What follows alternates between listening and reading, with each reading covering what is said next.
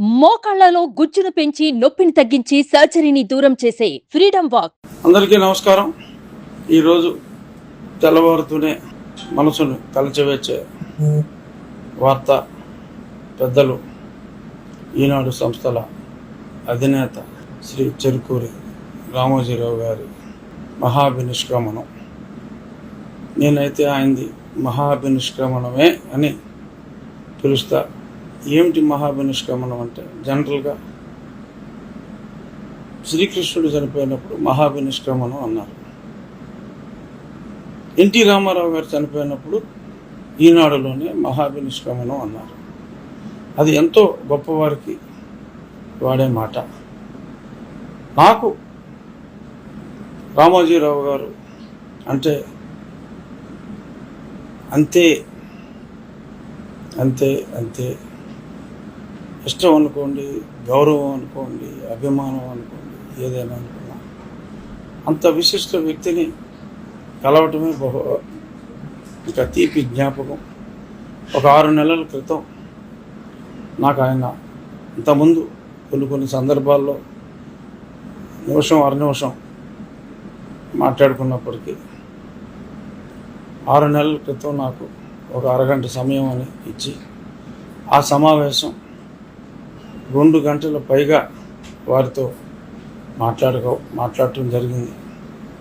వయసులో ఎంతో చిన్నవాడినైనా నన్ను కూడా మీరు అంటే, అయ్యా దయచేసి నన్ను అవమానించొద్దు, ఇలాంటి మహానుభావులు నన్ను మీరు అంటాం నేను భరించలేను అంటే వయసు బట్టి కాదు అని ఎంతగానో ఈ అరాచక పాలన పైన పోరాడుతూ ఈరోజు ఈ రాక్షస పాలన అంతమైంది అంటే అందులో సింహభాగం ఆయన ఈ ప్రభుత్వ అవినీతిని తూర్పాడ పట్టిన తీరే అని చెప్పుకోవటంలో ఎటువంటి అతిశయోక్తి లేదు.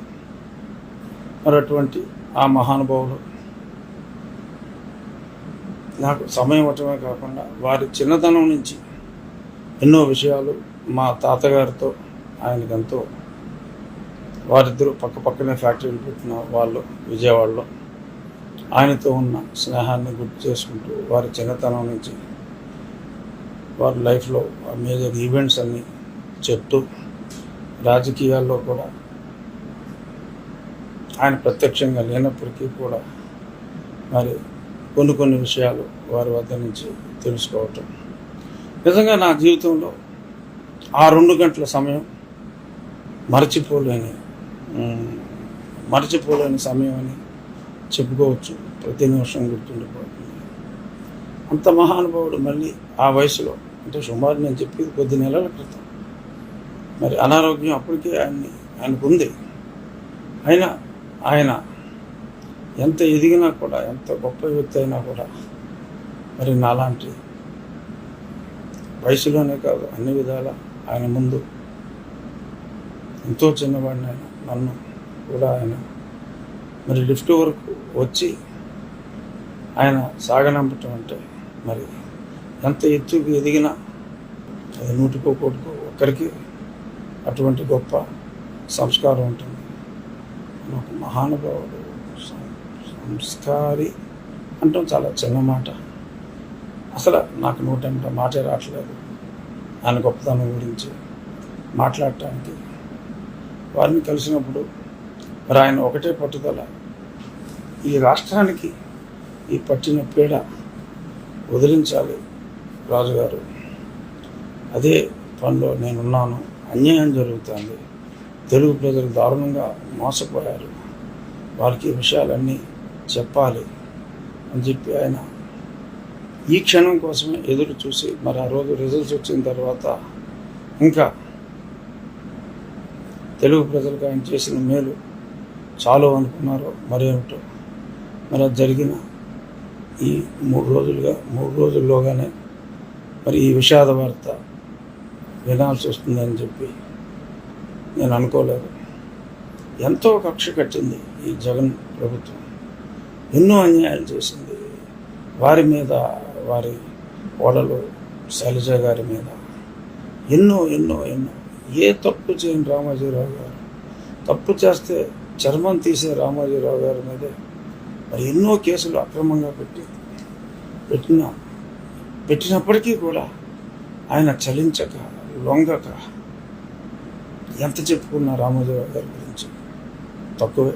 ఆ మహానుభావుడి గురించి నేను మా అధినాయకుడు ఢిల్లీలో ఉన్నందువల్ల నేను కూడా ఢిల్లీకి రావడం జరిగింది. ఇప్పుడే మధ్యాహ్నం బయలుదేరి ఆ మహనీయుని ఆఖరి దర్శనం చేసుకుంటాను.